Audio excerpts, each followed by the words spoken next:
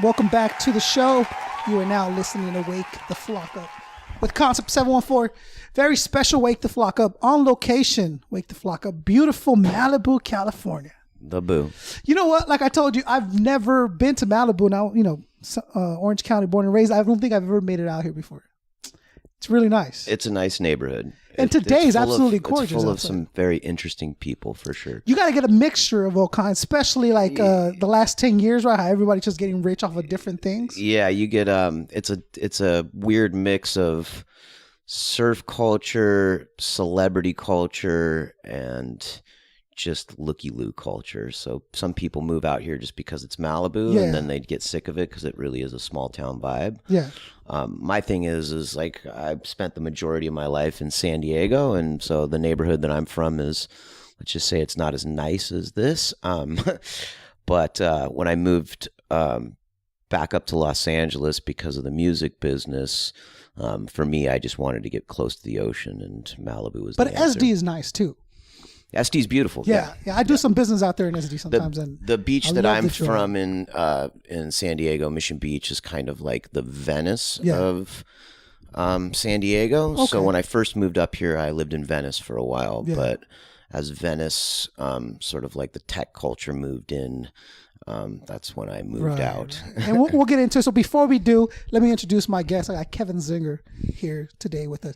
The reason that I wanted to sit with Kevin, with you, is because when I started, I was an MC, right? First I was a fan and I loved it, and then I got into an MC. I was an MC and rocking shows and all that stuff. So you're very limited to like your view of how many people are actually involved in the industry, right? And like in the music industry period. And in hip hop in particular, it seems very accessible to be a promoter or to be an MC or to be blank, right? But to be one of these people that is genuinely fabricating, and I mean that in a good way, like, and actually putting out this product in kind of like a tastemaker for an entire generation, right? That's got to be, does that weigh heavy on you at all? Yeah, look, when I first got into the music business, I was 18 years old, and I started off just being a promoter, and I would take everything from hip hop shows to punk shows and do them in my local neighborhood, right? And things progressed from managing bands to owning labels, et cetera, et cetera. But to answer the question, over a course of the last 20 plus years of doing this, you have people's lives in your hands. You know what I mean? You're responsible for helping their career along, and if they put faith into you, you've got to put the effort into them, right? So I've always prided myself on just, look, in the music business, people make a lot of false promises, right? And it's one of those businesses of over promise, under deliver, right? Yeah, but my thing is like, I make no promises. All I do is say to somebody, I will work 12 hours a day and do everything that I can to make sure that your career goes forward, right? Because nobody can tell you they're going to make you a star. Nobody can tell you they're going to make you. Well, they can tell you that. They could tell you that, but they can't tell you that with any realness. Certainty, yeah, right? That's right. Like all you can do, look, like at the end of the day, the fans and the consumer dictate how the music does, right? So like, as a manager or a label owner, like I can do my job and get the press looks, and I can get the placement on Spotify or iTunes or whatever it is, and I can make all those things happen, but I can't make somebody buy your record. You know what I mean? Yeah. So I pride myself, and I think our whole team does pride ourselves on just being extremely real with people and setting up real goals and real sort of benchmarks for people's careers, and just get digging in and doing the work. Okay. And I'm with you on that, and I respect it. But here's the thing. So what I want to know from you directly, right? Okay.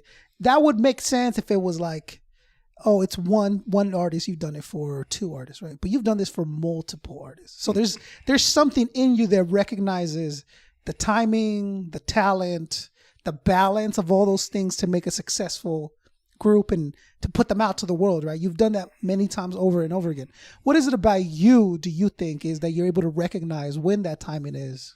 I mean, for me, it's like my career has always been working with music that I love, right? And being somebody who was sort of born and raised in Southern California and listening to hip hop, punk rock, and anything that was kind of like street music, I think I have a good ear for that.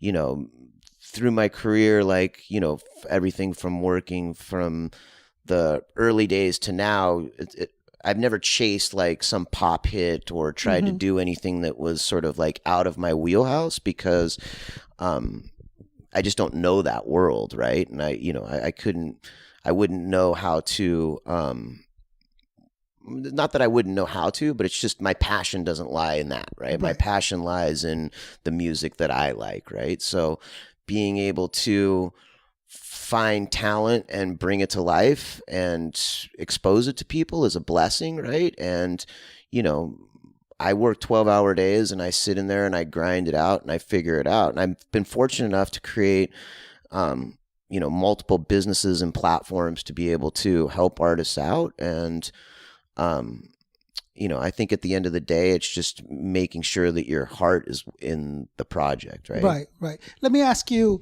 let's go back a little bit. So you started at 18, very young, you found success in this.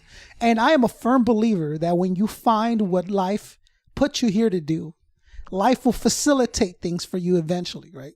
Not that they're not going to be difficult and they're not going to take a lot of work. That's not what I'm saying. But I'm saying life will kind of open doors that you might not recognize at the time, right? But because you'll continue working, those doors will be accessible to you, right?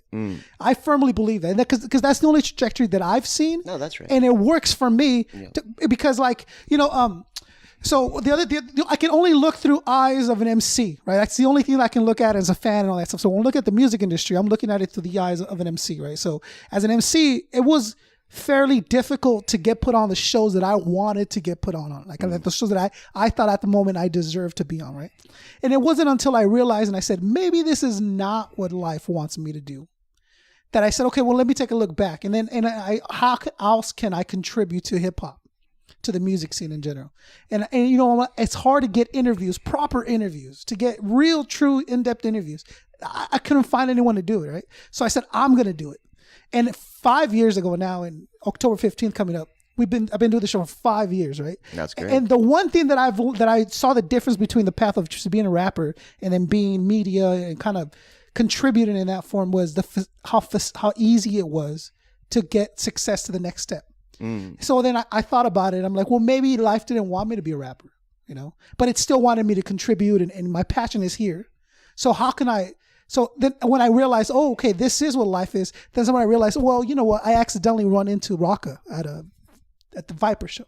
That's life facilitating things. Or I run into blank. That's life facilitating things too. Do you think, am I right or am I off course? You're 100% right.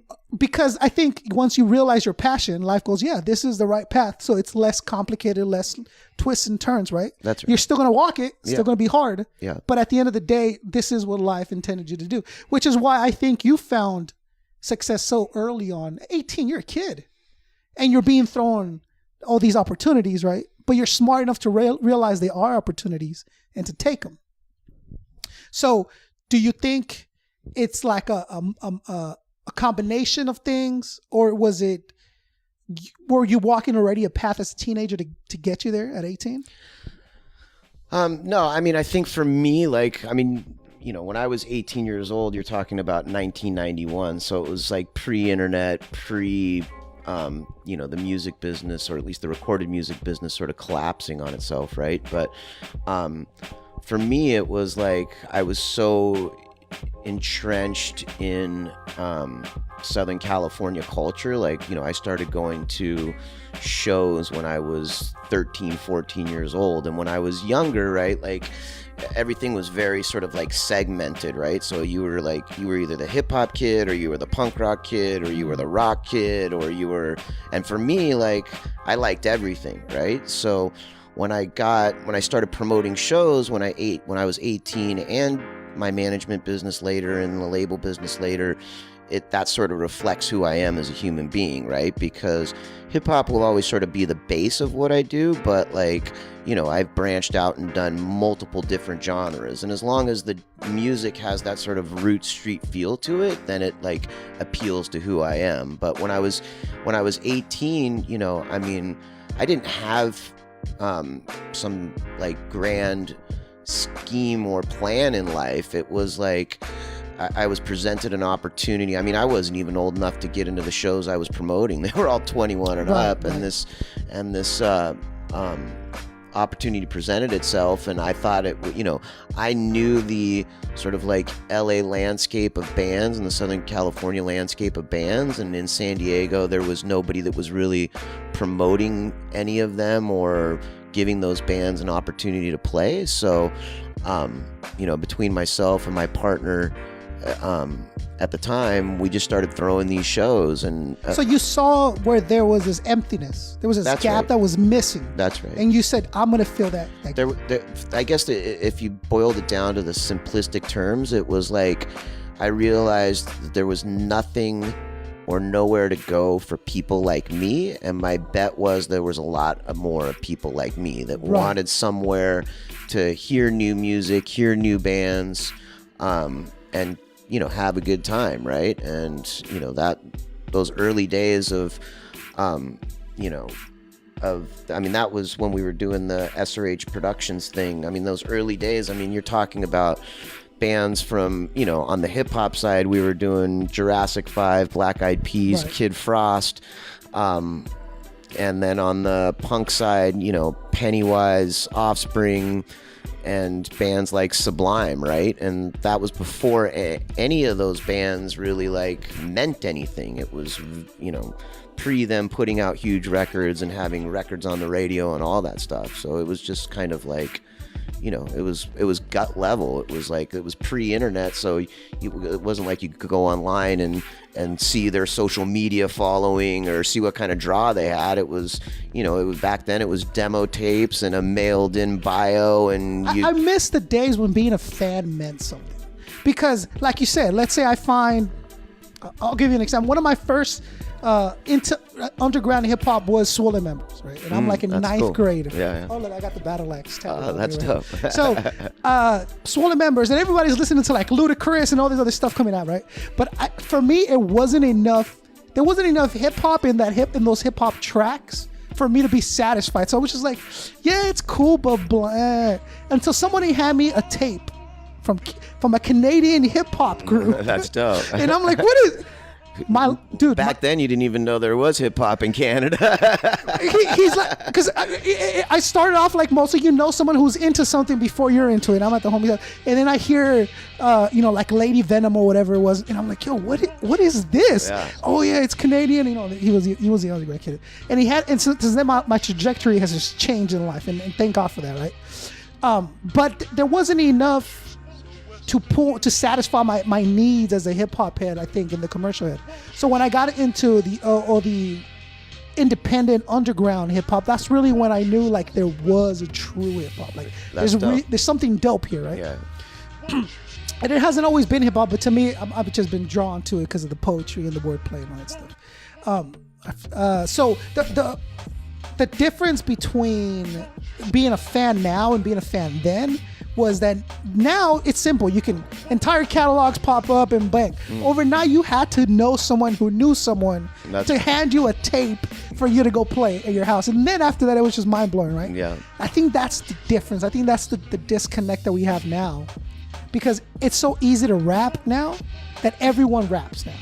And before, it took a lot to be a rapper. Yeah, I mean, back then it was, you know, you had to pay for real studios, real everything, right? And there was not only a cost that went with it, but also access to it. So, I mean, like with the technology thing, I think that there's goods and bads, right? Like, I think that we're flooded with a lot of music, right?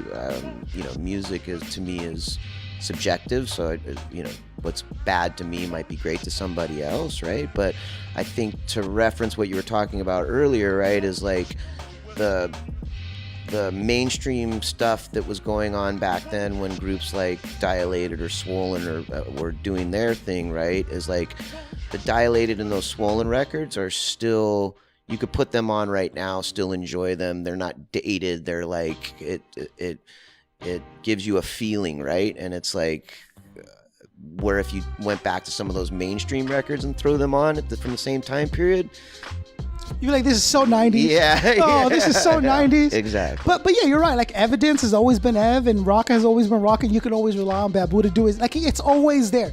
And that's what makes such a great hip-hop group a great hip-hop group, right? That, like you say, you can throw in their early 90s or throw in their latest 2000 stuff, and you're still going to get the same feeling of legitimate and it's real. That's right. And the reason that I point out hip-hop and rappers in general, because I feel with bands it's different. And this is what I mean. So I can rap, and if I rap slurry, blah, blah, blah, blah, okay, that's his style. That's how he does it. That's him. You can't say that's whack. You just don't get it. It's not meant for you, Kevin. It's not your type of music. You're like, okay. But if if I'm playing the guitar and I hit the wrong chord, that's the wrong chord. There's no debating there. There's no, oh, that's how I play a D chord, bro. That's how I do it, okay? You can't judge. You can be like, yeah, you're... I like that analogy. I've never heard that before. But I might use that. I like because that. Because there's actual instruments that need to be hit in the correct note at the right time.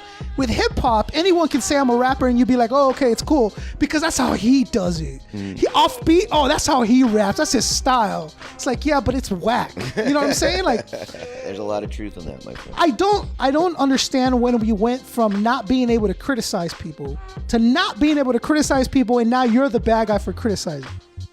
Oh, well, I don't know, maybe my 20 years in the business gives me a little bit of leverage to speak about these things, or maybe the thousands of records that I own, maybe no, it's negative. You're wrong. You're a hater nowadays, right? But your opinion is your opinion, right? Like people can't fault you for your opinion. They can fault, like, if you go over the top and go out of your way to try to bash somebody, like, sure, that's being a hater, right? Yeah, but giving your opinion on something, like, I mean, you know, there's a ton of music and current rappers out right now that sell a lot of records and a lot of concert tickets that I personally just don't get.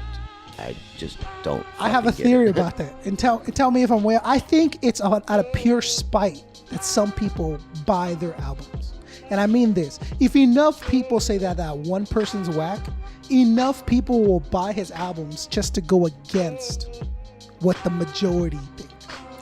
I think that there's probably some truth in that, and I also think like music is secular, right? So like the music is always a reflection of the times that we're living in, right? So like, you know, we sort of live in, you know, this very sort of like Kardashian-esque society right now, but I believe with like what's going on in the world right now, and some of the trials and tribulations that we've been going through and that we're going to go through as a society, I think that when those things happen, good music and good art rise to the top, right? Because people are looking for things with more substance. You know, does that make any sense? No, absolutely. So I believe that, and I hope this to be true, but I believe that the things that I would consider to be good in the more pure sense of the art form and rebel music, whether that's hip hop, punk rock, or whatever it is, but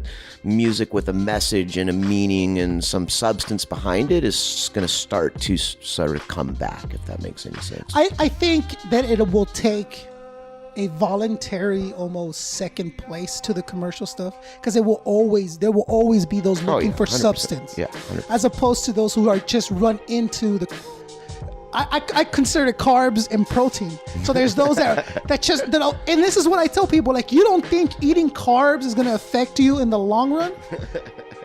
As opposed to, here, don't listen to this. This is carbs. Here's protein, bro. Like, good for you, good for your soul. It makes you think. It helps you kind of relate to the world a little better instead of just being something you can just bop your head to until you get, you know what I'm saying? Yeah. I think that will always be there. There will always be those looking for that protein.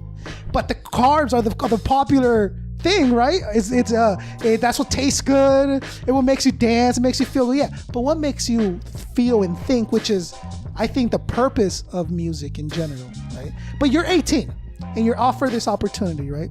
what do your parents think at that point? Did they want you to follow a certain path, or did they have something planned out for you? Not at all. My parents, super great, amazing people, super blessed to have such great parents. But when I was a kid, I was a sponsored surfer when I was younger, and came from like a surf skate background.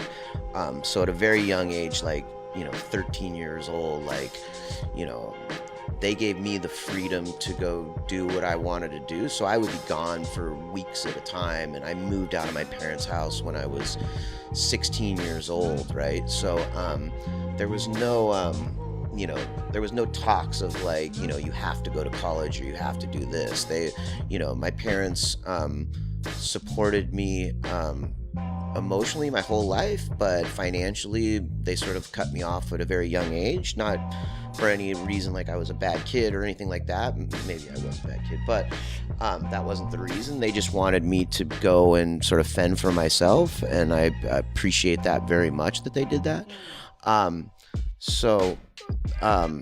No, they when I was an 18-year-old club promoter, I'd already been not living at home for 2 years, been fending for myself, and so they didn't have any sort of issues with it. Okay, so they didn't say, "Oh, you got to follow in your dad's footsteps," or No. your uncle joined the business, family, but nothing like that. So they gave you free reign to just do your thing. Yeah.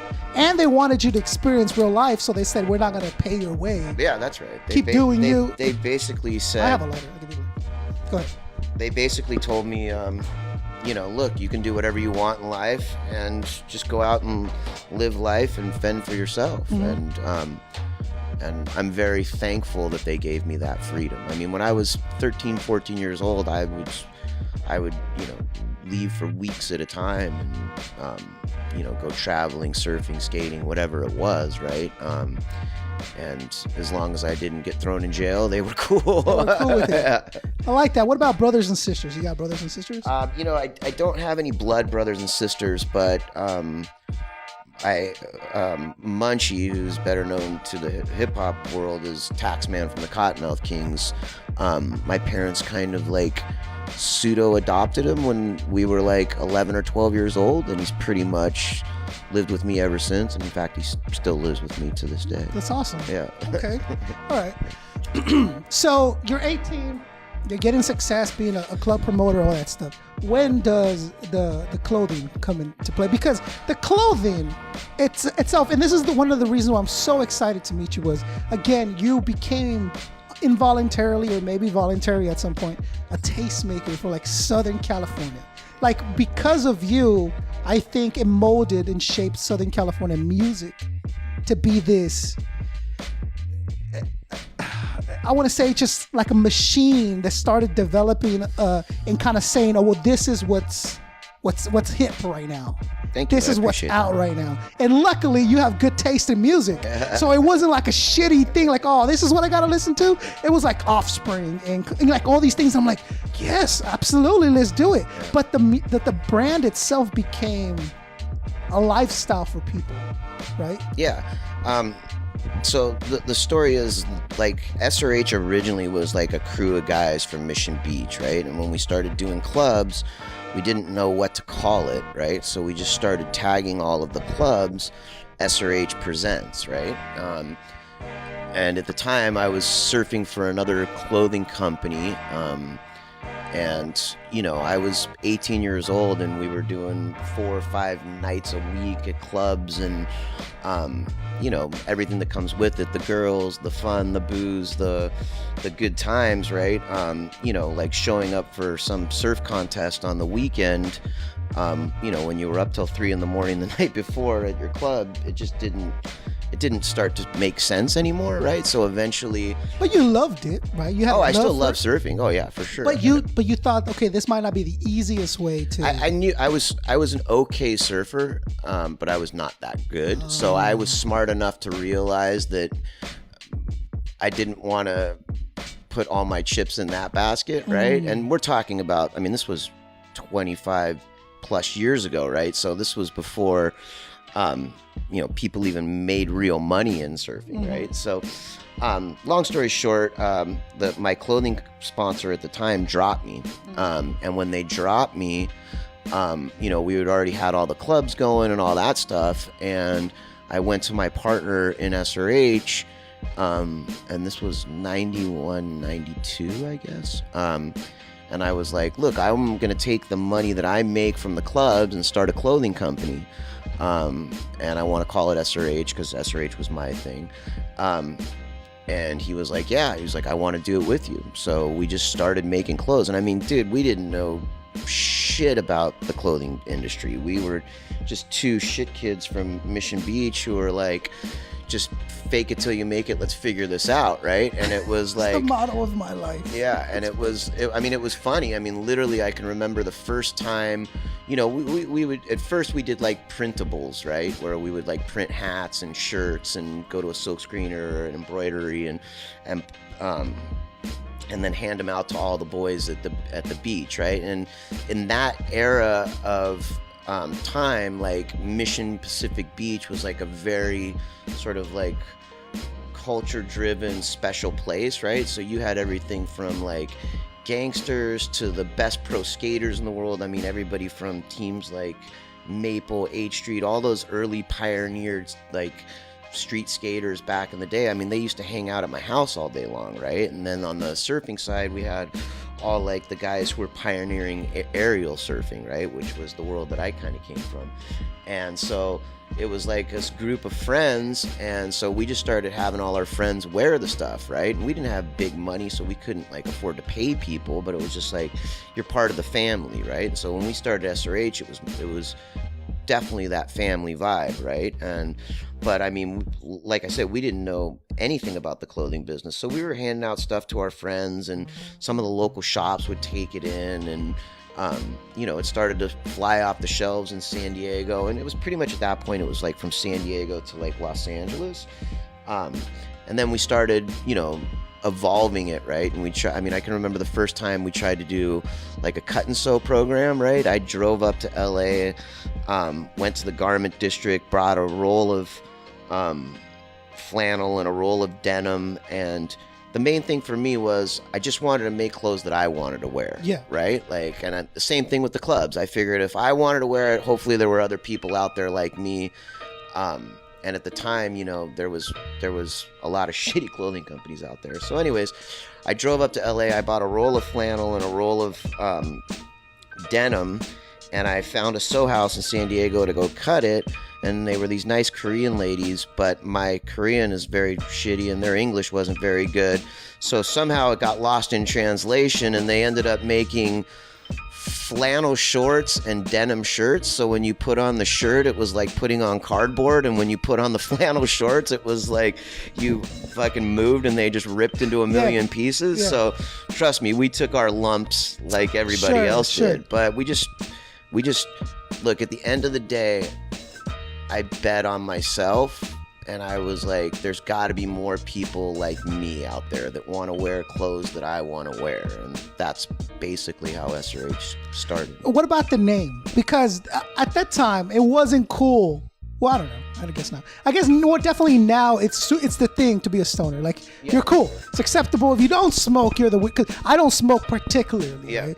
Yeah, I'm at a party. There's a blunt going, blah, blah, blah. But I don't like buy weed.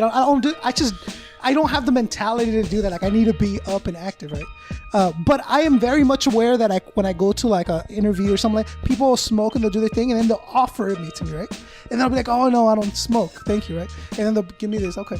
Like, all right, I got a vibe going. I don't want you to ruin it, interview person, so I'm going to continue to smoke. So the name Stoners Wreaking Havoc, what did that ever clash with business, or because is that why you kind of shrunk it to just the boom? Well, originally, like the term Stoners Wreaking Havoc, I mean, obviously we were so stoned we didn't realize that wreaking is spelled with a W, but then there was no spell check back then. But anyways, you had already made 20 hats, and you're like, oh, yeah, dude, we were so high. We were basically, it was like I said, it was a crew of guys, and we were sitting around one night and drinking beer, smoking weed, doing whatever the fuck we were doing, and And I was like, we got to name this crew, and we're the Stoners Wreaking Havoc, right? And from there, when it went into the clubs, right, you couldn't write Stoners Wreaking Havoc on a club. I mean, like you said, back then weed was still illegal. Cops would still bust you for it. It was shunned by Absolutely. It was shunned by everybody, right? Yeah. So we would just tag everything SRH, right? And then in the early days of the clothing company, it was Stoners Wreaking Havoc, and we would write that on some of the pieces, but the pieces that we would write it on, the stores wouldn't take it in, right? Because we were selling to surf skate shops, and I kind of get it. They were selling to kids and they didn't want to promote that. But the logo and the SRH would fly off the shelves, right? So eventually, through the 2 years or whatever leading up to that, we came up with a million different stings for SRH, right? It was SoCal's Ruthless Hardcore, to Stinky Rotten Hookers, sorry ladies. We came up with a million. And then whatever the kids told the parents it meant, because the parents are, what is that? Sound of, Sam Robert Hayes. But and Supporting Radical Habits was one of those ones. Look at that! I like that one. That one's good. That kept sticking with SRH. So we started blending that into it a little bit. And SRH at the end of the day, it started off as Stoners Wreaking Havoc, and through the years, it's morphed into both Stoners Wreaking Havoc and Supporting Radical Habits. But it's more about, look, when you see somebody with an SRH hat or wearing an SRH shirt, like, you have something in common with them, right? Like, that doesn't necessarily have to be weed, right? But there's a genre there that you share. Yeah, there's some sort of like-minded way of thinking or something that you share with that person, right? And that's like the coolest thing ever is, to think about how many people have come together at shows or just because of the clothing line, or how many friendships we've made just from that, right? So it's just that feeling of family and like looking at somebody and going, I got to be friends with this dude because he's wearing the hat. You know what I mean? So, yeah, it's a special feeling. In such a difficult area to kind of be successful in the clothing line, right? Because there's thousands and everywhere and stuff. It's not easy. It's not easy, but if I'm not mistaken, it's been one of your longest and most profitable kind of adventures that you've been on, right? For sure. So we've stuck with it for years. The SRH part of my businesses at this point, it's definitely not one of the biggest parts of the business, but that's sort of like self-fulfilling prophecy. So about 6 years ago, when sort of like when the economy crashed, oh god, it was longer than that. It was 2008, 2009. There was a bunch of things happened. The economy crashed. My partner in the label of Suburban Noize, him and I had a massive falling out, and SRH was the number one selling brand, us and Metal Militia, in a chain of stores called No Fear. And No Fear, we extended them a massive credit line of about $1 million worth of clothes. And you got to remember, right, like, we're not high finance guys, and we never got investors. We never sold any stock to the stock market. This was our own money. When I started SRH, I was living with 6 guys in a 1-bedroom apartment in fucking Mission Beach, full skater, crash pad, fucking punk rock, hip hop, fucking trash pad. So for us to be successful at it and actually make money, like, that was a huge blessing, right? But when you're playing with your own money and you don't have financing, right? Like, No Fear basically filed bankruptcy and stiffed us for $1 million. And so when that happened, and then the hipster thing kind of came into the world. Does that make any sense? It was just like there was a bunch of events that happened and SRH was still doing really, really well. But my other businesses were doing well too, and it was like I was blessed enough to we'd been at it for 20 years. And I had a real heart-to-heart conversation with my partner, and I was like, let's take this thing all the way back to the roots, right? Let's get back to doing it like the old-fashioned way, right? And back in the day, we would sell it out of our cars, we would sell it at clubs, we would sell it at wherever, because there just wasn't that many shops that would take something like that. But so our way of doing that was to pull it out of all of the stores, get back to the real core designs that we started off with, and really just selling it on the internet and giving it to like the core like friends and people that we support, whether that's musicians or athletes or whatever it was, right? So now, like, for me, like, SRH,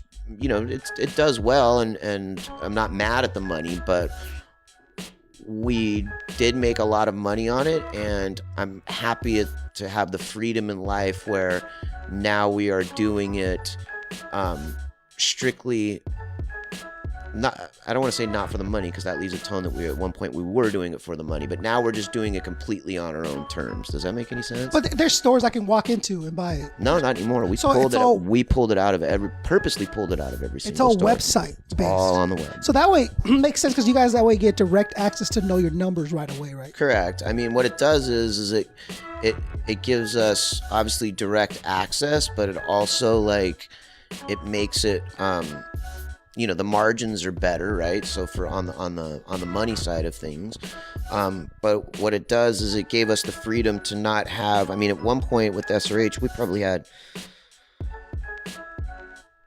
$200,000 a month in overhead. You know what I mean? Yeah.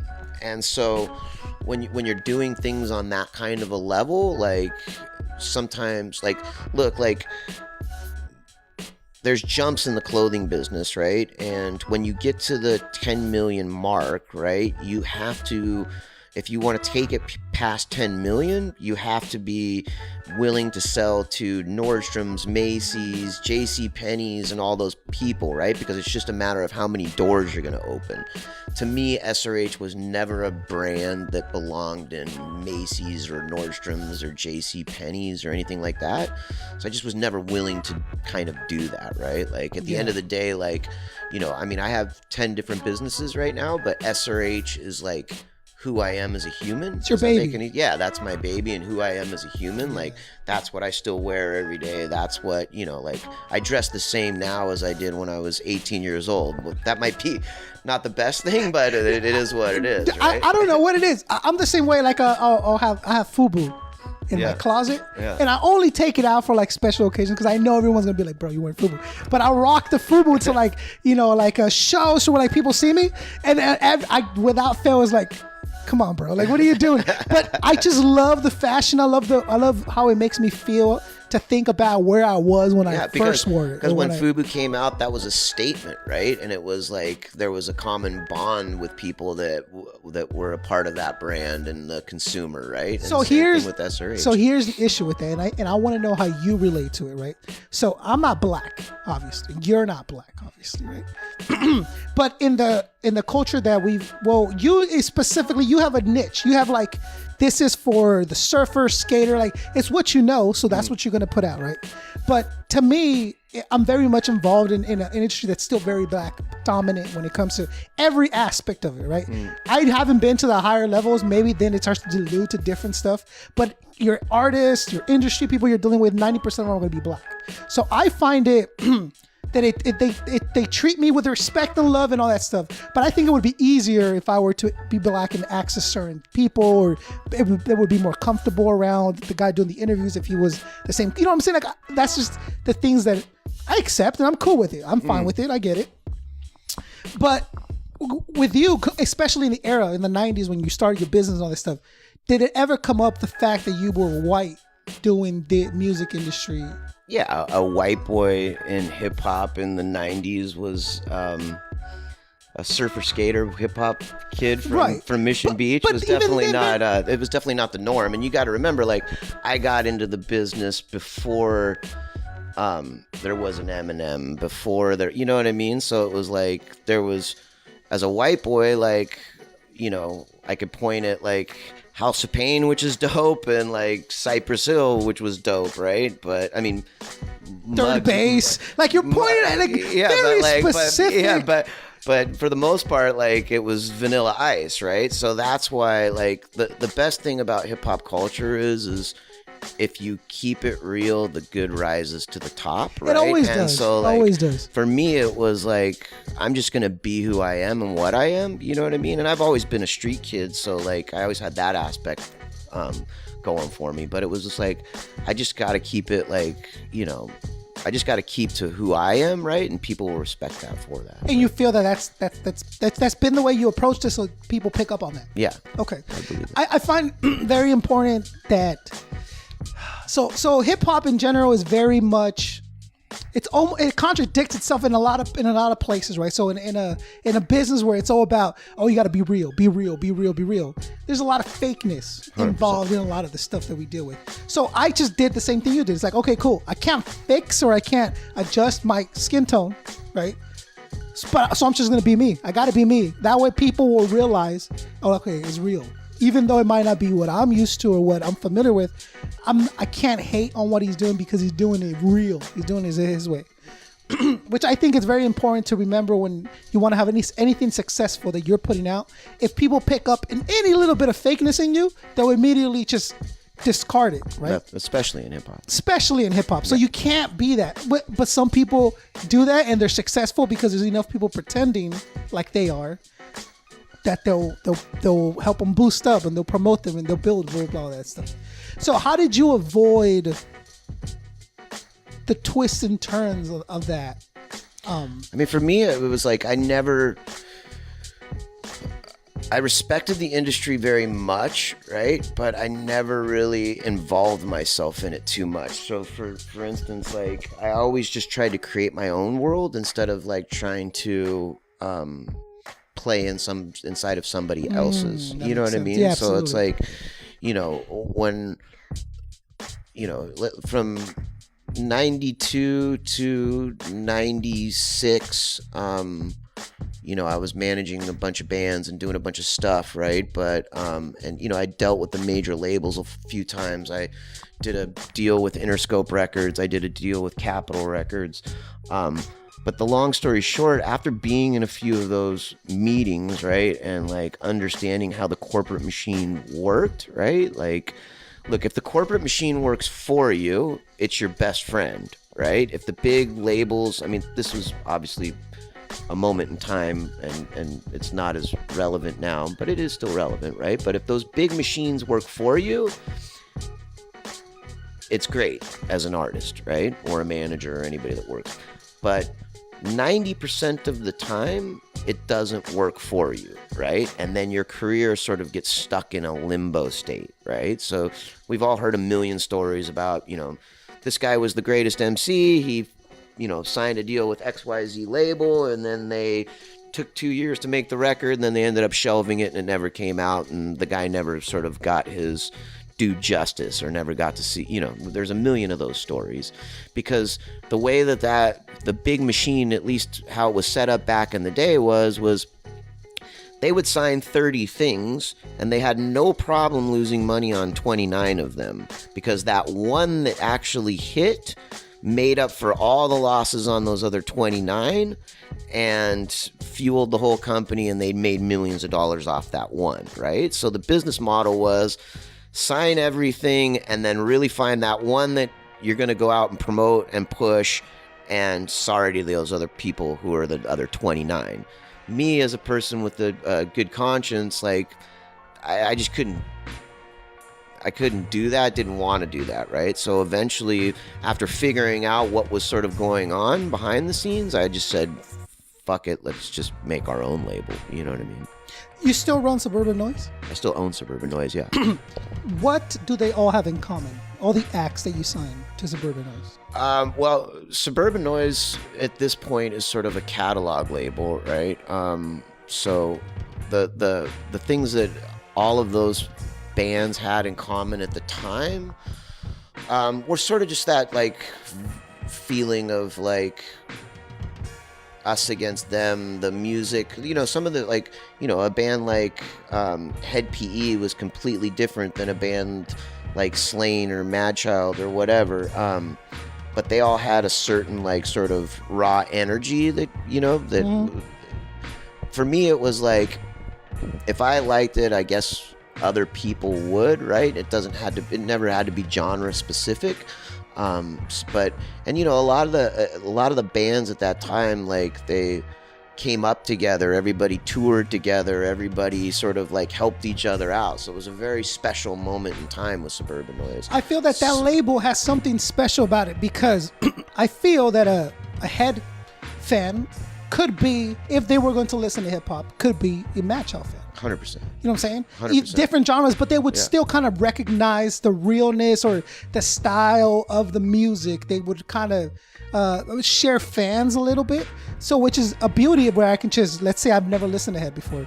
I put on Head, okay, cool. And then I see that on that label is also Madchild. I'll click on that and be like, okay, I'm with, like, it makes me jump from artist 100%. To artist. And I think it helped fans that necessarily, like, look, if you were a Head PE fan pre-Suburban Noize, you probably, listened to a little bit of hip-hop, but didn't even, you were a metal fan, you know what I mean? But, like, once they joined Suburban Noize, it exposed their fan base to all these different rappers, right? And vice versa, right? So I think it exposed other people's music and genres of music and opened people's minds that, like, you don't have to just be a hip hop kid or a rock kid or a punk kid, right? Like, you listen to all these records on the label, they don't sound sonically the same, but they all have the same common understanding of what they're pushing and what they're getting behind, and it made people get exposed to other sort of genres, other artists, and everybody really had sort of that one for all for one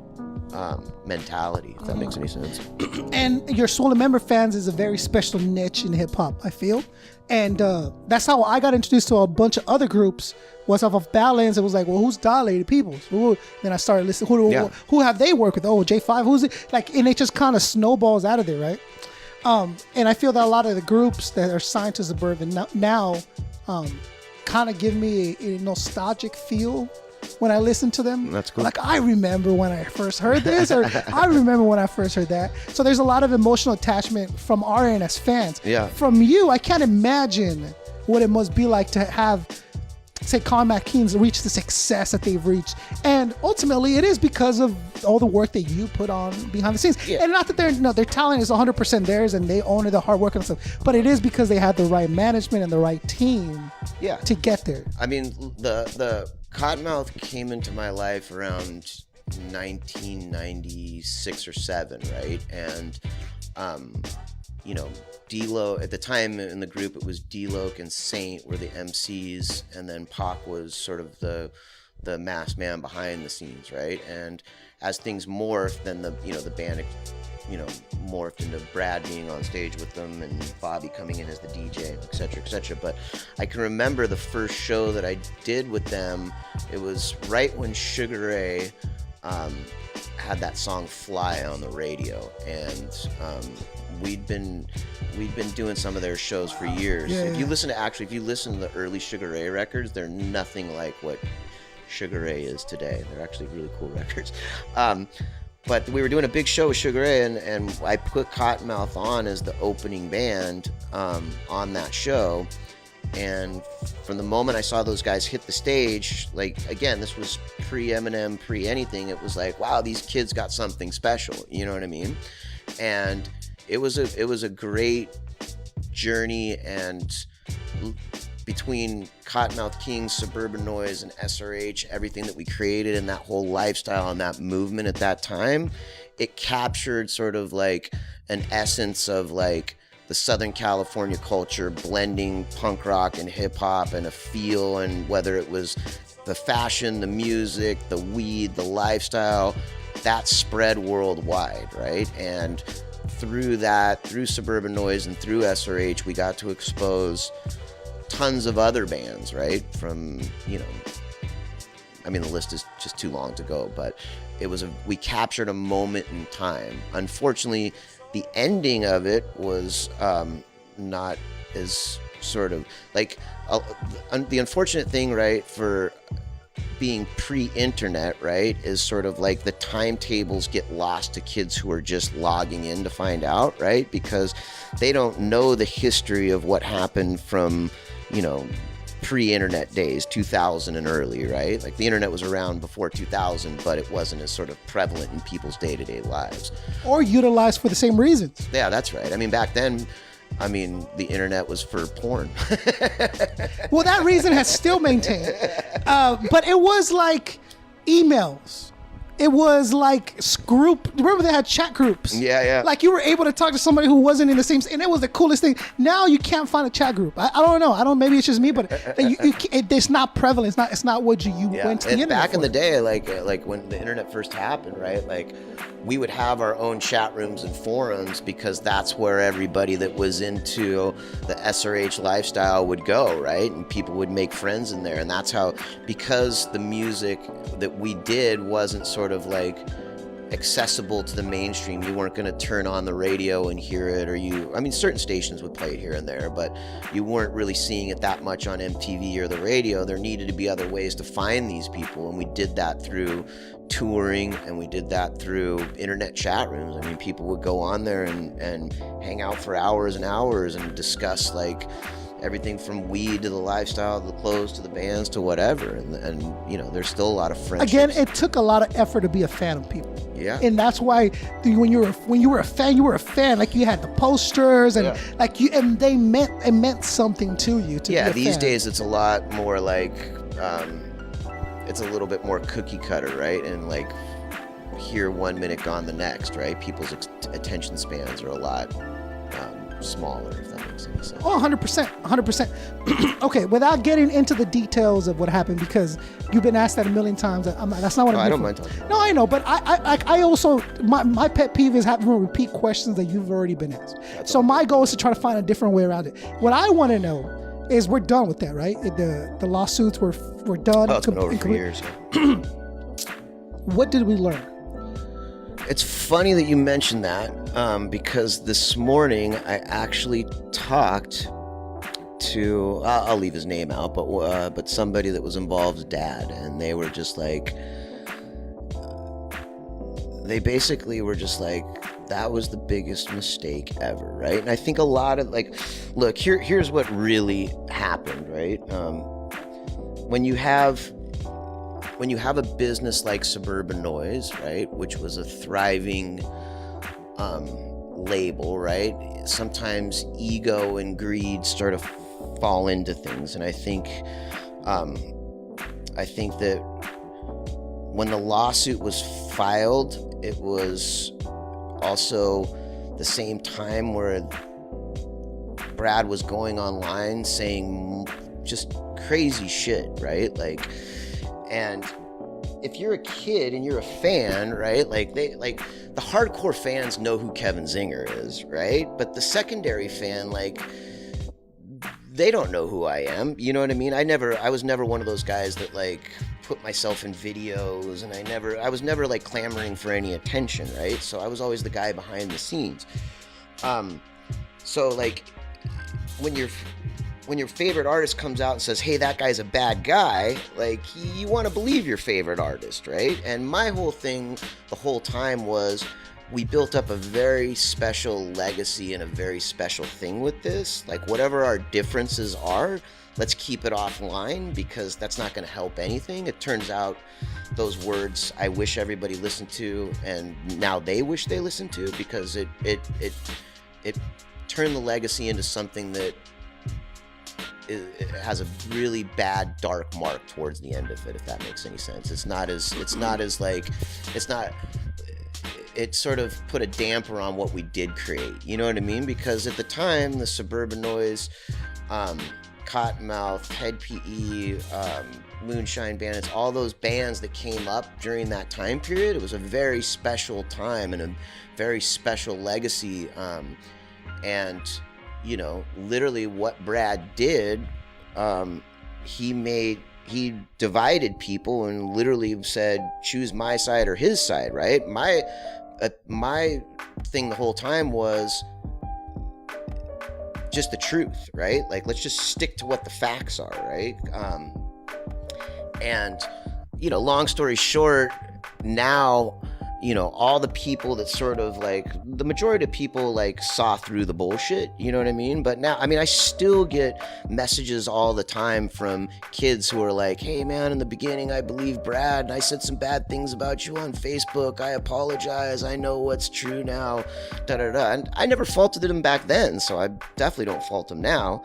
And the artists that sort of like sided with him, they all call me and they're like, wow, we really didn't know and we were sort of blinded and et cetera, and we apologize. And my thing was like, I'm just going to continue to do the right thing by the artist, continue to do I can't control what some other human is going to say, right?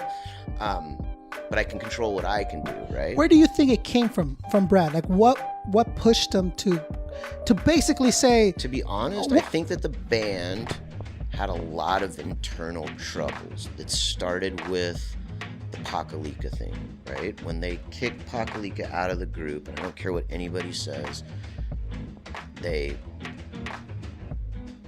kicked Pakalika out of the group. That broke my fucking heart. It was a fucking really sad fucking thing.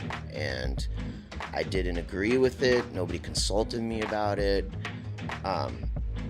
And the way it went down was really, really weird, right? I'd been the manager for 15 years at that point. You kind of want to consult me before doing something like that, right? And for me, like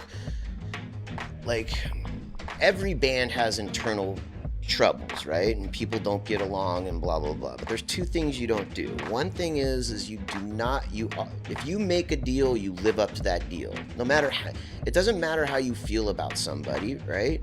You still live up to that agreement, right? That's what good business people and good humans do, right? And we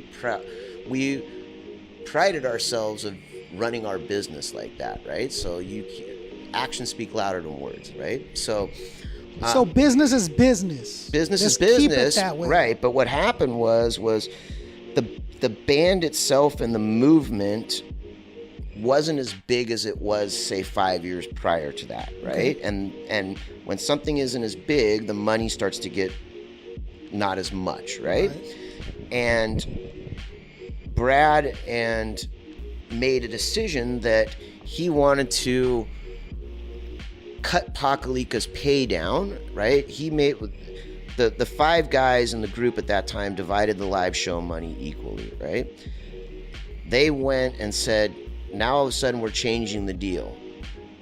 I would never stand behind that. A deal is a deal, right? And that's eventually why Pakalika was not. But it can be revisited.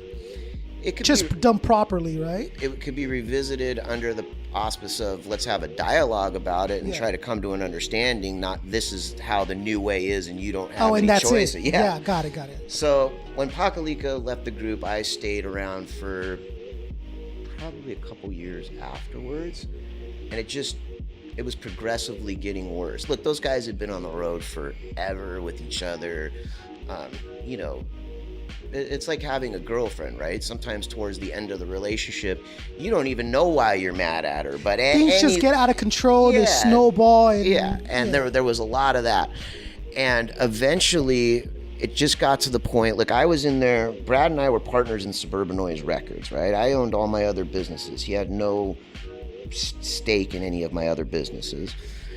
It got to the point for me where I was managing the Kottonmouth Kings, where it was just like, I like to be able to wake up in the morning and feel good about myself. I like to be able to sleep at night. I just didn't feel good about it anymore. So I resigned as the manager of Kottonmouth Kings, right? And I think that set off something in Brad where I became the enemy. So, right? Okay, that was the misconception I had. You quit first, and then the drama came about. I quit, and then the drama started. Right. Yeah. So he maybe felt hurt, and I think he felt hurt. It was a combination. But at the time, of he was going through some personal problems of his own, right? And as a business partner, I was very respectful of it.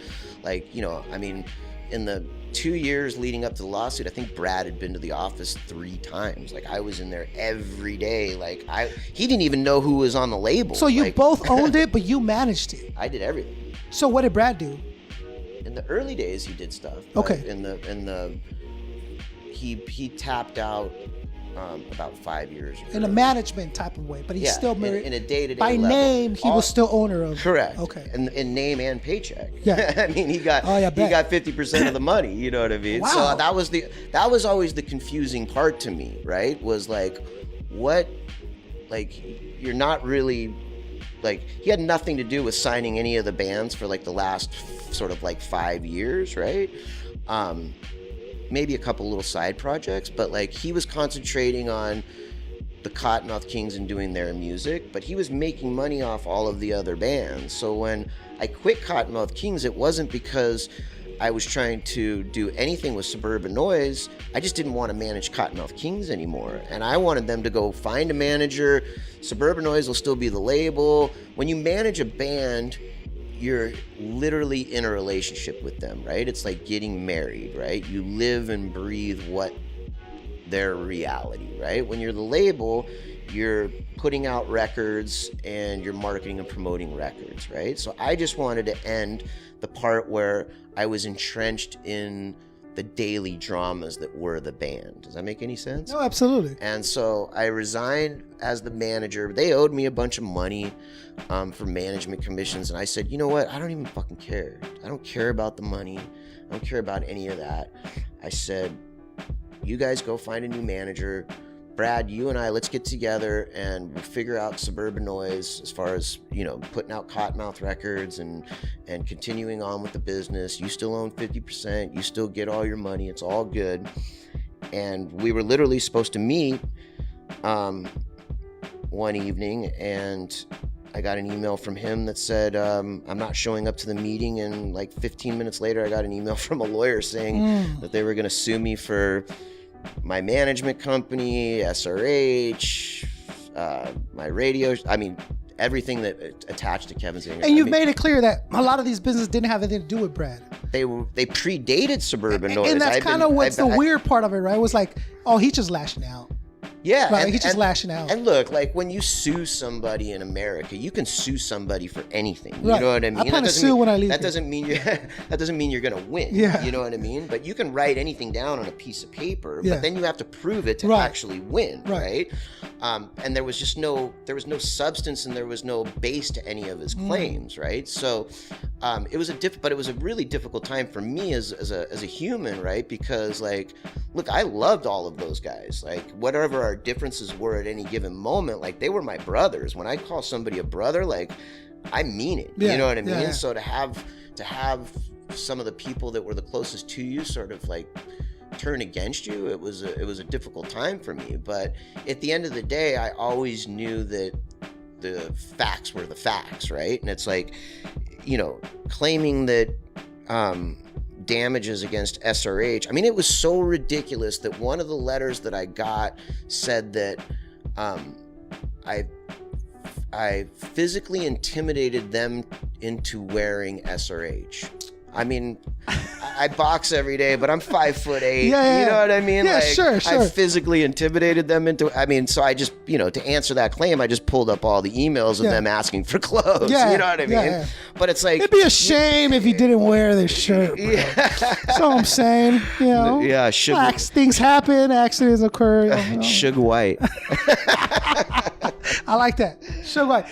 Okay. So, anyways, But to sum all that up, when it actually went to a judge, I won the case. Yes. And I retained all the ownership of Suburban Noize and the masters. So you own it completely now? Correct. Okay. So the case was such bullshit that, let's just put it this way. Brad was a lot better off before the case than he did at the end, right? Because he defamed my name. You know what I mean? Like there was like a lot of things that went into it. So I think, you know, he would probably never admit this, but I think it was probably one of the biggest mistakes anybody has made in the last 20 years inside of the underground music business. It was just a bad move. Yeah, okay. What did the and we'll move on, but what did the guys say during the any issues? Like, what did the other guys, the members of the band say? Were Well, they like, hey man, look, that's between y'all? Or were they riding with him? No. Yeah. Dirtball teamed up with Brad, and definitely sided with him, which is odd because I was the one that introduced them, but whatever, that was what it was. I think D-Loc sided with Brad. Richter did for a very short period of time and then figured out, wow, this is complete bullshit. And same with Bobby. And now the band is just D-Loc and Brad. I don't even think they're a band anymore, to be honest with you. But over a course of time, as the facts came out, people started to realize, wait a second, this is just total So have bullshit. you and Brad spoken since it's... No, and I still have an open invitation to him to come talk to me. That's a damn shame, right? Yeah, it's fucking terrible, man. Shame. It was one of those things where you're like, we worked so hard and we built up something so special, and for it to end like that, like, it was... Let me say this. I sat with Dizzy Wright, and Dizzy was signed to... you were there, but you were upstairs. Yeah. We went to that place, and the one thing he kept mentioning, and I could see it in his eyes. First, he was hurt. He was hurt. But here's the thing about people, and I'll include myself in this circle, who really don't give a shit about money, right? When you have something special, you have an art, you're putting out something. The legacy should always be more important than the money. That's what bothered him above everything. He's like, legacy. Bro, Look, think about what Funk Volume has been able to accomplish by ourselves. Yep. You're ruining this over whatever amount of money. Put a number on it. That doesn't equate, or it's not going to give it any value compared to what the legacy in the future. I think people with vision see in the future more than the people see now. The president want to get paid now. They don't understand that. What about legacy? What about what you're 100%. leaving? What about what you're contributing? What about that part, right? When you die, you don't get to take all of the houses, the cars, the money, or none of that shit with you. But the only thing you do is leave a legacy behind. And that was always, I sent multiple messages to Brad, like, let's talk about this. This is a legacy. Like, what this is, like, I'm good at, like, understanding what's going to come from things, right? And I just knew from the onset of what he was doing, especially because he was trying to make it very public, right? I thought one of the tactics of him, like, sort of putting me on blast on the internet was to try to make it so that I would settle the case and give him money. Does it make any sense? Oh, and he thinks it might give him credibility. No, I don't and think push it was, and I knew it pressure wouldn't you a give him little bit into. I think it was more of like a mental strategy, a little bit. Like, Oh, he was gonna pressure you into just saying, "All right, fuck it." Was there a set figure that he wanted? Mm-hmm. And I want to know what it is, but I'm saying it's all. People can access. Every lawsuit is still online. Okay. Like, anybody can. So how access much did it. he want? I think originally it was like. I think it was like 30-something million, and then it went to 50. It was fucking. And for you, it's chump change, of course, right? But you're like, out of pure principle, I'm not gonna pay you, bro. Look, like, I'm not gonna do it. Here's the bottom line. If I owed my 50 worst million. enemy $5 and they moved to Japan, Yeah. I would make sure that they got that $5. That's Not fair. because of them, but because of me, right? If somebody sues me for something that I did not do, I would spend more money to fight the lawsuit to come out right than settle it. Does that Character. make sense? Character is more important than I'm with you on that. And I think we walk a tight line as men, just as men, every day on our character, right? Because there's things that will make life easier, yes, but I'm not willing to do that.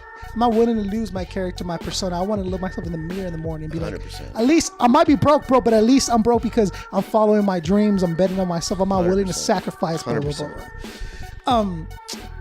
blah. So bringing back, that's what Dizzy said. It was basically, the legacy is what he's really tarnishing here over money. It's not worth it to me. Yeah. He wasn't, I'm not saying he was bitter, because he wasn't bitter. He just understood. He learned from it, he said. He's like, I get it. I understand. There's some people you can trust, some people you can't. Some people you think you can, and you can't always depend on them. It's that. But overall, what would you say that Kevin Zinger learned out of the whole equation? Do we approach business different now? No, I don't actually. I pretty much, what I learned out of it was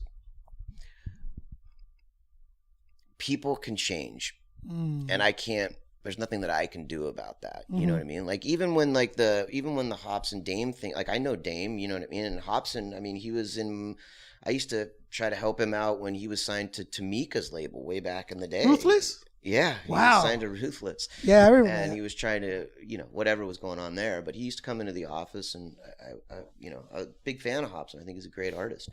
But when the Dame and Hobson thing happened, I talked to Dame, and I was like, man, I went through this. Now I don't know what their business dealings are, and that's none of my business, right? But bringing the business side of things into a public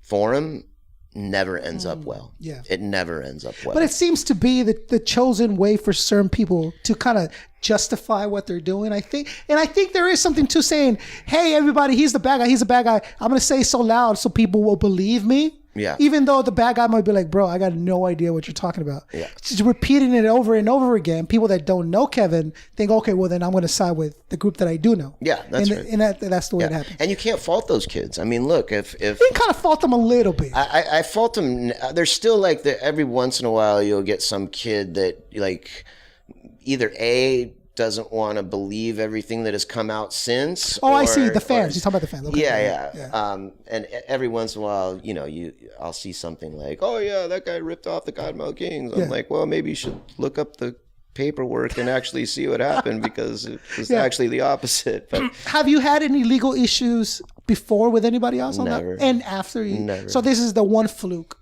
And I could see how you'd be like, look, man, Never. that's kind of a little bit on him. That's why I fucking fought so hard. You know what I mean? But I left my part out of the public thing. You know what I mean? I just fought As it in you the should. court. Yeah. Absolutely. I made one statement because there were some things that were said that needed to be addressed. But other than that, I was like, I'm just going to beat You've always been very open about it. Yeah. Always very open about it. All the research that I've done before I got here, you were always very open. You're like, look, man, you turn the computer around. You're like, here it is. Like, I'm not lying. I'm not bullshitting you. Yeah. And that's how I knew, okay, well, Kevin's obviously, I could see it go down. So I'm sorry that you had to go through that. But that's life. But you came out of it, and you're still doing your thing. Yeah, and so like on the Suburban Noize thing, when the lawsuit was over, right? Like I retained, 90% of the catalog, and I had a life decision to make. It was like, do I continue on with Suburban Noize right now, meaning like signing new acts and doing all that kind of thing with that label? Or do I concentrate on my other businesses? And at the time it was like, it's not all about the money for me, right? So it was like the legacy had been tarnished. I didn't want to put any artist in the position of like having to answer questions on my behalf, or, you know what I mean? It was still very sort of raw and fresh. So I made a decision of like, look, I'm just going to run Suburban Noize as a catalog label and be very proud of that moment in time, right? And, I partnered up with Mad Child on the Battle Axe thing, and, we started a few other different labels, right? And sort of that's what we do with like the newer bands that we sign. And like, like you brought up Dizzy, right? Like Dizzy puts his own records out now, independently. So like, I jumped in and like helped him set up his whole situation and set up his record, and same thing with like Everlast and people like that, right? So I'm still very active in the record label side of things, but I just felt that it was time for Suburban Noize. Maybe one day if it was the right thing, I would bring it back, but it would have to be something that was finished off the legacy in the right way, if that makes any sense. It's not about just going out and signing bands to make money. Do we venture out to new things now? To like different new media? There's a lot of different new media out. I mean, I'm proof of that. Yeah. That you can, Yeah, so I mean, like, one of the things that I've been concentrating a lot, so my management company, I mean, we do, House of Pain, Everlast, Dizzy Wright, Dilated Peoples, Evidence, DJ Muggs, all of that stuff underneath the management umbrella. Wow, yeah. And then we have multiple different labels that we have. And then I don't know how into street art or not you are, but a friend of mine named Risk, who's probably the premier OG sort of graffiti artist from the West Coast, right? I was doing a CD release party for Slain. The new one? No, this was 4 years ago, 5 years ago. It was the King of Everything Else record. Yeah, that's a great album. And Risk showed up, and Risk and I had known each other for 20 years. When I started SRH, he had a company called Third Rail, and we were sort of like at the trade shows back then. It was called the ASR trade show. It was before Agenda. We were kind of like the black sheep of the trade shows. We were kind of like the kids who were doing our own thing, right? So you'd have like these big companies like, you know, Quicksilver or whatever it was, and then there'd be SRH and Third Rail. So Kelly and I came from a place of like, you know, let's not compete against each other. There's plenty of room for somebody to wear a Third Rail hat and an SRH shirt. Let's just go have a couple beers and have fun with this. No doubt. Yeah. So we had a relationship for 20 plus years. And I was sitting in a booth at Slane's CD release show. And I was like, damn, Holmes, you fucking like legitimately blew up. Like, I don't know what I was watching. I think it was like Ion LA or something. And they were like interviewing him and shit. And he was like, yeah, man. He's like, I really need a manager. Would you do it? And I was like, I thought about it for a minute, and I was like, look, man, we've been friends for 20 years. And like I said earlier, when you manage somebody, it's a very special kind of relationship. So I wanted to make sure that there was a lot of clarity there because he was obviously one of my good friends. But I was like, yeah, man, let's link up and have a couple conversations and figure it out, make sure this is the right thing for both of us. You know what I mean? Long story short, those conversations happened, and we started managing Risk. And, you know, you're at my house, so as you can see around, I collect art like girls collect shoes. So I've always been a huge fan of art. But sort of through Risk, that was kind of like one of my segues into like the street art world. And him and I opened a gallery called Buckshot. And now we work with probably 30 to 40 street artists and do everything from like selling fine art for them to doing campaigns with commercial work to we're opening a hotel in downtown called the Mayfair, and in each floor there's a different artist stuff in each floor. So you're venturing into different aspects of art. I mean, my thing is like everything ties, street art, fashion, music, it all ties together. It's all culture. So do you know who Banksy is? Of course. Yes. You know who the person Banksy is? One of the greatest mysteries of our generation. You have the answer to Banksy. Something like that. Oh, Kevin Zinger is Banksy. I'll put it I'm gonna say Kevin Zinger's Banksy. I produced a movie last year called Saving Banksy. Great movie. Thank you. Absolutely great. Thank you. And it's on Netflix now. And Banksy to me is one of the most prolific artists to come around in a long time, and he truly has something to say. And the autonomy that he and his team created, and people not knowing who he or she is adds to that whole thing. So he or she, now you're messing with me. Now you're just fucking with me. Because I heard he got arrested like last week, and it was like this tall white guy. And I'm like, well, that would make sense, but Banksy's too smart to get caught. I feel he's been around long enough to dodge those bullets already, right? That's what's up. That's cool, man. All right. Oh, Kevin Zinger knows Banksy is. They're gonna have people tweeting you and bugging you now for the answer for that. Before we move on, there's a couple of different segments that I like to kind of go through with the artist. Sure. Well, first, I need your top 5 musical influences of all time. NWA, Public Enemy, Black Flag, Pennywise, Sublime. Those are your personal influences. Yeah. I like that. Those are good. That's solid. Give me your bottom 5, though. I need your bottom 5. The 5 worst ever? That you just like, you don't get, I don't understand, like you just never liked, like just your bottom 5. Personal bottom 5. God. I could go on forever on that one. I mean, I currently don't understand the things like Little Uzi Vert or, I mean, I don't even know how. Hey man, that's how he does it. Yeah. Okay, that's how he does it. Yeah, you're being a hater right now, okay? That's how he does it. You cannot judge the man, okay? I'm just giving my personal opinion. Okay. The 5 worst. Little Uzi. Good God.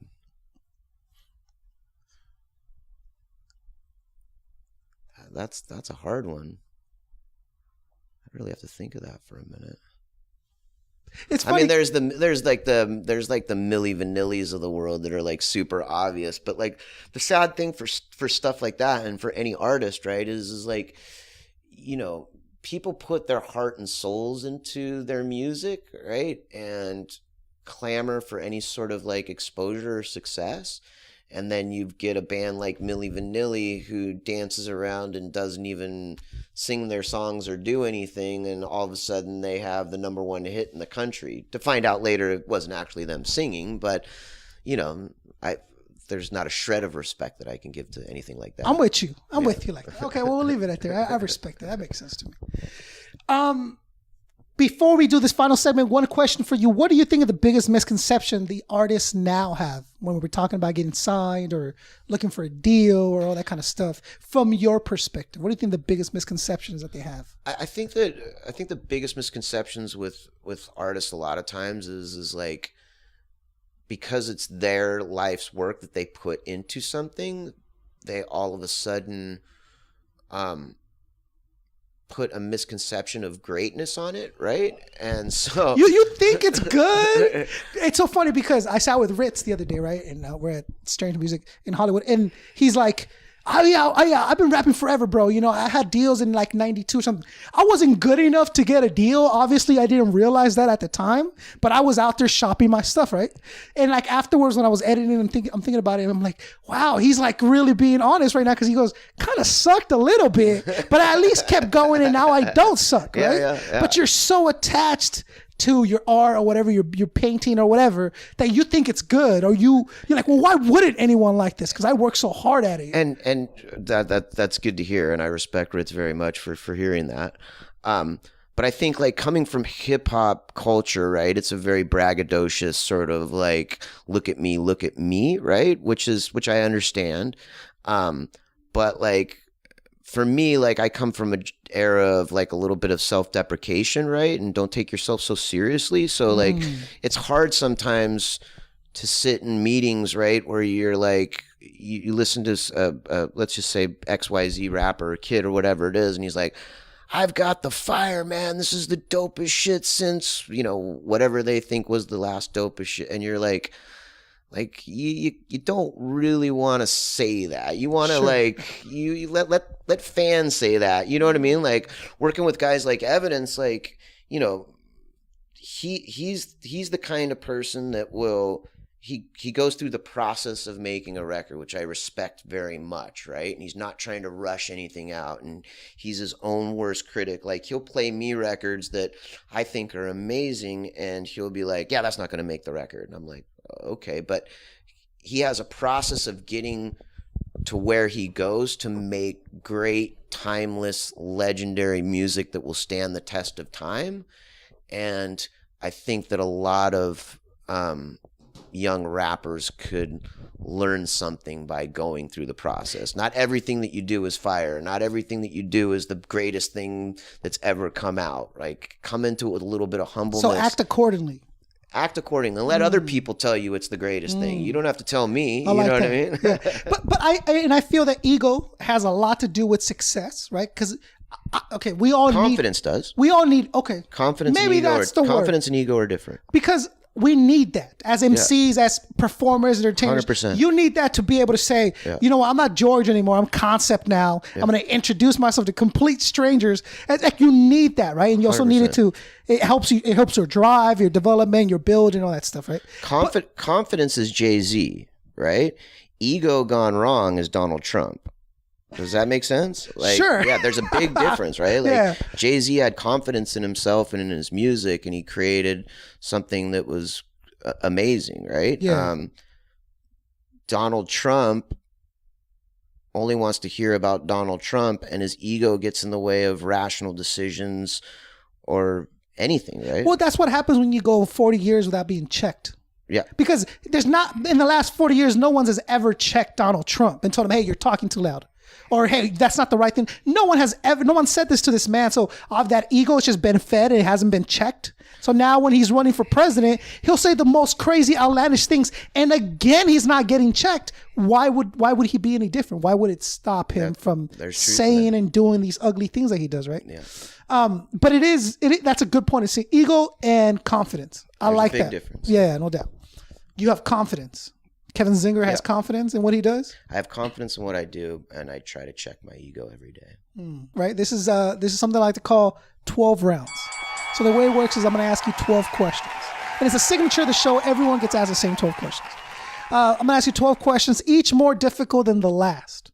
If you answer all 12 questions honestly, you're the champion. You walk away with the belt. Epic. Okay.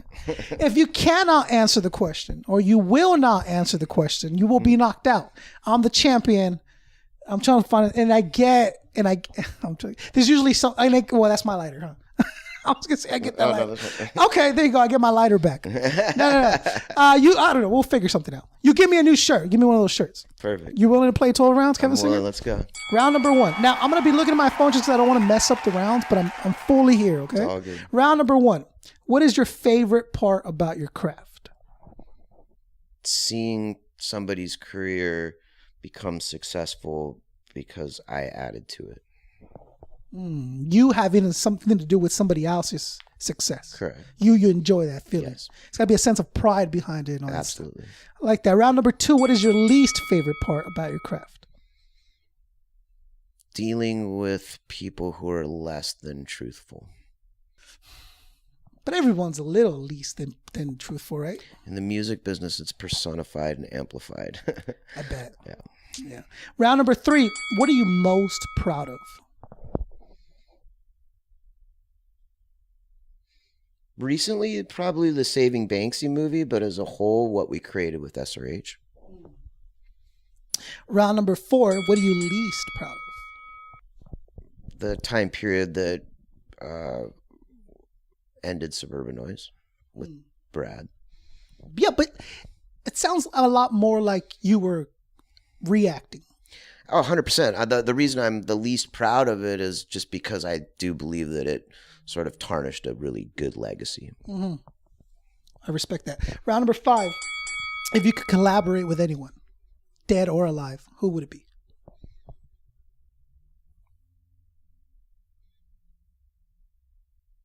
If I win, you got to tell me who Banksy is. Then I got to purposely lose.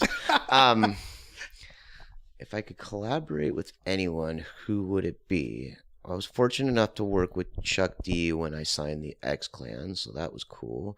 That was a check off the list. Eazy-E. Eazy-E. I thought Eazy was, obviously he was dope, but he brought the streets, look, I call it being bilingual, right? And I think that's part of my success is I can talk street talk and talk corporate talk, right? So it's kind of being bilingual, and I think Eazy-E personified that. Really? Yeah. I like that. I like that one. Round number 6, what is your biggest fear?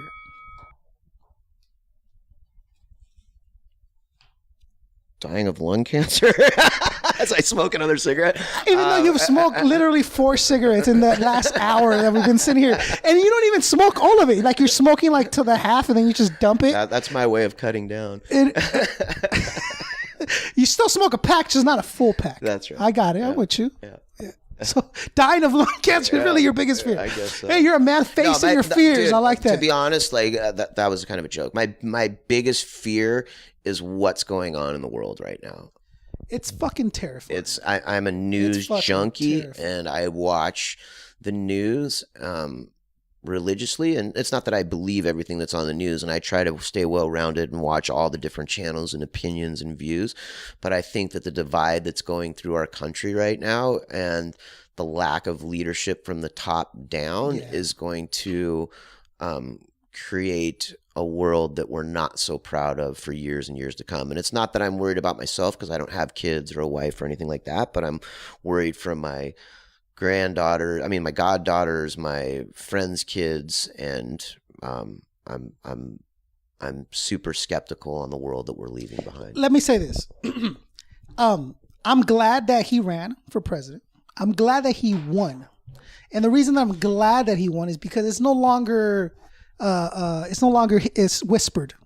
Racism, hate, all that. It's no longer that when it was for those 8 years that we had the black president, where you couldn't say anything because you were obvious. Right now, it's like they don't walk around with the sheets on their head anymore. They're like just 8 o'clock at night on a Friday, just parades of them, and they're showing you like, hey, we're no longer afraid because the guy on top shares our beliefs. So why would we be behind sheets and all this stuff, right? Well, I think that Trump, and that's the extreme. Trump validates those people, exactly, right? Yeah. Which I was with Ross MG yesterday. We managed Long Beach Dub All Stars, and he was in Sublime a lot. And him and I talk politics quite a bit. And he was saying, when the whole Trump thing came up and Trump got elected, he was like, this is going to be a good thing because it's going to create the civil unrest for America to fix itself. Yesterday, we were talking about it a little bit, and I think he still shares the same opinion. I don't share that opinion. I think it's just a bad thing, but there's that side too. Sometimes you have to go to one polar extreme and find the worst in everybody for the world to recorrect itself and the best to come out. My problem with it is I think that ignorance is just rising to the top right now, and I think that it's going to be a long time before we can fix something. Here's like the thing, though. I feel it's unsustainable. You can't. This man is not going to be able to keep this up for 4 years. He won the presidency. he did, but the presidency again is 1 year, right? It's 1 year of going back, rotating. Before he was Donald Trump, the politician, he was Donald Trump, the dude, for years, right? And that's a different kind of arena that he's in. I honestly feel that it's good that he won. It's good that this is going on, because when he gets impeached, when he gets fired, it's going to show everyone, you cannot. This is not acceptable. There's going to be a level. There has to be a point where the Republican Party goes, we can't take it. Like, I don't know what it'll be. He'll have to fucking kick a baby or something, where they'll be like, yo, he's going to drop an N-bomb at some point. There's going to be a leak tape.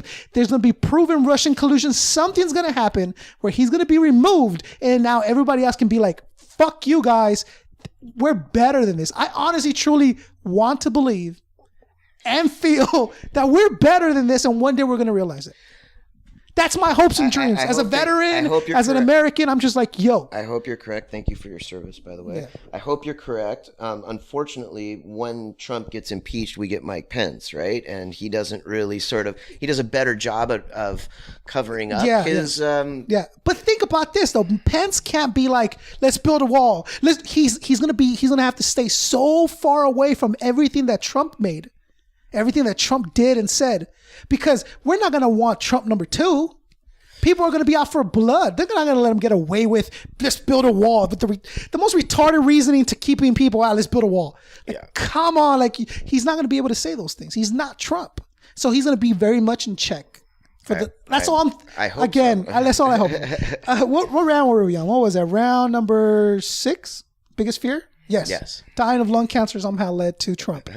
Round number 7. They're kind of in the same category. Look, it's cancerous, right? Malignant. I'm getting it. Who would you take a bullet for round number 7? My partner, Ivory Daniel, and anybody in my family. You take a bullet for them? Yeah. I like that. Round number 8. Who would you let that bullet hit? Now, Trump. Disclaimer. I'm not saying Kevin Zinger shoots anyone. That's not what I'm saying. I'm saying there's a bullet flying through the sky. He's just not going to sweat it if dude gets hit. Who would you let that bullet? Just Donald Trump. Headshot? What are we talking about? Dome shot, arm? What are we? Oh, I'd go straight for the middle of the eyes. Could take that motherfucker out. I would just go like crotch shot, because that way he'll have to live with it. Knowing he's dickless, like that would be funny. Because my understanding is that the guy has a super small penis, which makes a lot of sense to me because his ego is so fucking big. So well, Hitler had a micro penis also. It's like a medical proof. I would put them pretty close together. Pretty close. Just the mustache is really throwing him off. Trump. Wow. Okay. Round number 9. Who would you never work with? Like ever work with? Brad X. You would never. No, look, I don't want to say never. Who would I never work with? That's interesting though. That was your first. It's got to mean something. I would never. Yeah, I'll leave it at Brad X. There was a certain time. Look, here's the analogy, right? I always trip out on people that get a divorce, right? And then all of a sudden they hate their ex-wife or they hate their ex-husband, right? And I'm a big fan of thinking there was a time in your life where you loved, appreciated, respected, and wanted to be with that human, right? So if the last 2 years of a 10-year relationship were shitty, in retrospect, focus in on the 8 years, not the 2 years, right? And that hopefully will help eliminate some of the hate that people have in their hearts for exes, right? So trying to practice what you preach, I would apply the same thing with Brad, right? Because there was a time period where I would have took a bullet for the guy, literally. And I don't know what happened to him mentally or what happened to him for him to get to the place that he got to, but I would never work with that person again. But if he had some self-realization, and I would consider for the legacy and for the fan base doing something with the Kottonmouth Kings in the context of it being for the greater good of the legacy and the fans. Does that make sense? I respect that. No, I understand it. If he saw true and honest Correct. remorse Correct. and regret, and Correct. he came to you and he said, hey, you would do, okay. Yeah. I like that. I'm a forgiving person. So then you would work with him. Who would you never work with? Are we still keeping it? You're still going to keep that answer for now? I mean, I'm saying Lil Uzi comes to you and goes, oh, Kevin Zinger, I need you to manage me. Pass. You're the, but look, you don't understand. Look, I got NWA back. I got them back together. We're going to do an album. Lil Uzi and Jesus Christ and NWA together. We're gonna do it. We need Kevin Zinger to manage us. I don't think Dre is gonna do that. But on the music tip, who would I work with? The Catch Me Outside girl comes. Never work. Kevin Zinger. No. I need you to manage me. I'm in Cali now. I have a ton of those kind of opportunities that come up to me, and I just pass. Respectfully pass. But pass. Yeah. Okay. So those kind of things have come up. This is the who's hot right now. This kick. Oh yeah. And you're just like, no. Yes. All the time. I respect that, and I'm going to tell you something, which is weird. It's not all about the money. It's not all about. And that's what people need to keep in mind, right? I feel I'm Kevin Zinger reincarnated, even though Kevin Zinger is still alive. And Thank you. I appreciate that. Round number 9. Who would you never work with? Round number 10. Last 3. You're doing pretty good. Round number 10. Do you believe in God? I will, in the version of God that exists in books, no. So I don't want to get too deep, and nobody really probably gives a shit about my religious or spiritual outlook, but I will. I don't know. You're pretty zoned together. Thank you. You got a good understanding of how to live. I feel people go their whole lives without figuring out how to live. Thank you. And it seems you got a good sense of it. There's got to be some inner peace. Yeah. That you adhere to, or some. Totally. And I appreciate that. So like a lot of young men in the world, right? You're sort of looking for the meaning of life or the bigger sort of thing out there, right? And everybody sort of goes through. I went through it somewhere around 30 years old, I guess. And so what I did was I started reading a lot of religious books, philosophy, started reading books on science and near-death experiences, and it was my way of trying to find out the meaning of life or the path for myself on a sort of like a spiritual side. And what I did was I sort of made I was reading this book about near-death experiences, right? And there's 2 things that are super consistent on near-death experiences. One is all the sort of all the people say they see 2 things. One is the light, and then the other, they see their life flash before their eyes, right? So I took that fact of you see your life flash before your eyes, and I applied it into my own personal religion, and it goes something like this: if the moment you die, your life flashes before your eyes, which is obviously scientifically backed up. You were an asshole, a prick, cheated people, were a thief, a fucking bad person, didn't help people, blah, blah, blah, blah, blah. All the bad things in life. And that's all that flashes before your eyes. And your last moment in time and your last moment of cognitive thinking on this planet is you realizing that you were a fucking prick, then that is hell. If your life flashes before your eyes and you were a good person, you helped your family and friends, you did the right thing, you tried your best to always be morally conscious and upstanding, and that flashes before your eyes, that's my version of heaven. So I boiled down religion to a very simplistic term of being able to do the right thing on a day-to-day basis, but also with a little bit of scientific understanding behind it. That's deep. Yeah. Because the biggest thing I figured out from reading all those books is I'm never going to be able to figure it out. So I took that and then applied it to my own sort of personal moral Which is the smartest conclusion you can come to is like, a wise man knows he knows nothing. That's right? So, and you can study it and debate it and go to Indochina, climb the biggest mountain, ask the wisest man, and he doesn't know anything more about it than you do. Yeah. It's really a self-fulfilling thing, and you have to kind of come to terms with it.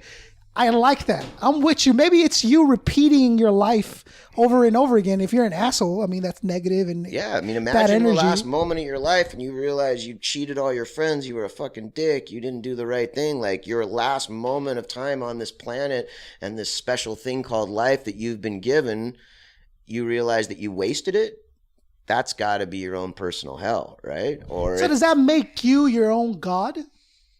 I don't even put God into it. You have no. The reason I say God, because God to me could be, you know, a guy in the clouds, like a physical being that's actually controlling and maneuvering. Some people consider God to be love, to just be the universe, the energy, that kind of stuff, you know?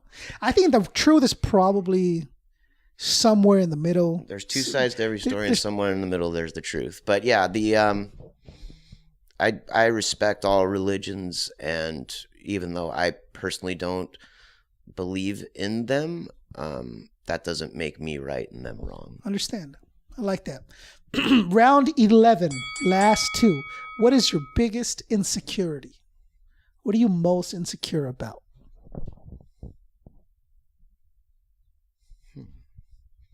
I'm short.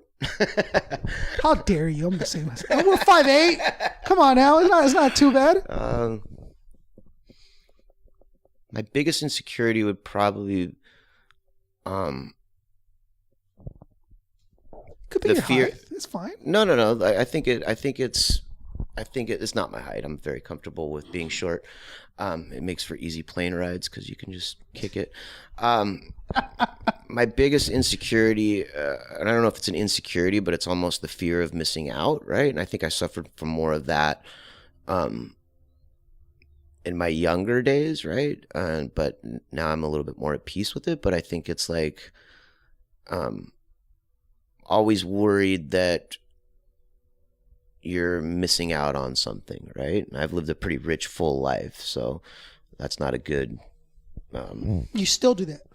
I think I still kind of battle it, yeah, but I have it a lot more in check now. Yeah, I like that. Well, thank you for having me over. Yeah, it's problem. Absolutely gorgeous. It was a pleasure. As a beautiful house, beautiful day out here. It was an honor meeting you, and I want to thank you for everything you did. Because I'm Orange County kid. I was subjected to everything that you put out, everything that you did out. I mean, I'm the kid you were talking to. You know, that's right, man. I'm that guy. Everything from the music to the clothing to everything that you've put out, dude. Even the Banksy thing, dude. That's amazing that you got that in depth with it and you created it to your baby and all that stuff. So thank you, Kevin, for everything you've done. Thank you for having me. I appreciate the honor of being on your show, man. Absolutely. Cool. Last and final round, round 12.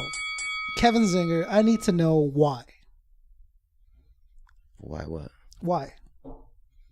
Why I need not? to know your why. What's your why, Kevin? Why? Because I can, and I think everybody else can. Like I said earlier, you're only given a moment of time on this planet, so you got to make the most of it. So, whether it's management companies, record labels, clothing companies, movies, whatever it was, my answer to why would always be why not? Why can't I do this? Why can't I do that? And sometimes you win and sometimes you lose, but it's the process of getting there that's the journey. Somebody, I'm struggling, I'm arguing with somebody, I'm like, yo, I'm never gonna get there, and all that stuff. And he goes, stop. He goes, you might know him as Ariano. He's a great artist, Ariano. And he goes, it's the journey, not the destination. That's right. Wise words. And I was stressing myself out again. Then I heard his voice again. It's like, it's the journey, not the don't worry about it. If you're meant to get there, you'll get there. Enjoy these steps, these arguments, right? And you're absolutely Wise right. words. That's just the wisest words anyone can say. So thank you again for having me over. Thank you. So for Kevin Zinger, for Orange County, for LA County, for real music, real hip hop, real, just for reality everywhere, man. So this is Concept 714 asking you, demanding that you help us wake the flock up. Thank you.